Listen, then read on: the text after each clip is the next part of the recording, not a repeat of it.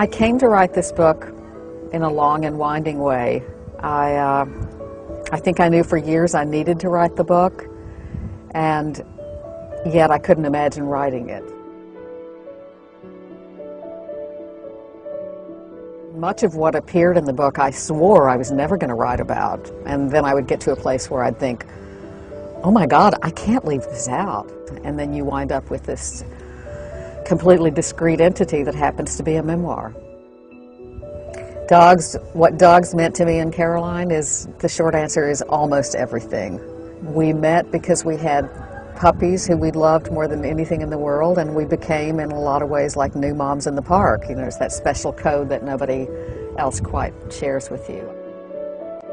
Caroline interviewed me early on in our friendship for her book about dogs, and I still remember saying to her then that there was a certain wildness and joy that almost came with the model of walking in the woods with these beautiful creatures, and that was really the foundation of our friendship. I think one of the things that drew us to each other from the beginning was the idea that friendship is an open-ended contract. There's no for better or for worse. There's no written in, oh my God, you're driving me crazy, but I'm going to stay.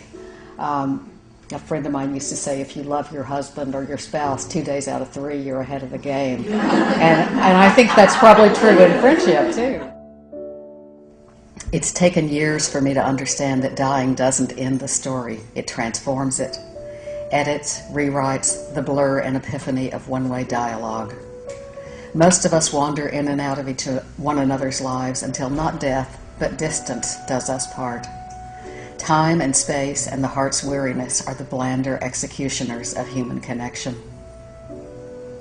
I have several recurring dreams about Caroline. In one, she is living calmly in the woods in a little house of blues and greens. In another, I am typing a letter to her, and the ink keeps disappearing on the page as I write.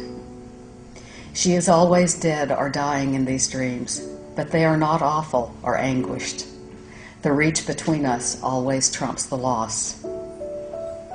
And yet my one unbearable dream is the one in which she is sick and in treatment, and I cannot find her. We have lost touch, or a phone has been disconnected, or my key breaks off in a locked door with her on the other side. There are many variations on this dream, the one from which I wake up clawing at space. But the message is unchanged. Life, not death, has intervened. She has been thoroughly alive in the meadows and woods with the dogs, through each rowing lesson and argument and carefree phone call. Her death these days is somewhere down the hall, behind a closed but unlocked door. But for now, she is river tan and laughing, and pretty soon the phone will ring and one of us will say, "What are you doing?" And it will all begin again.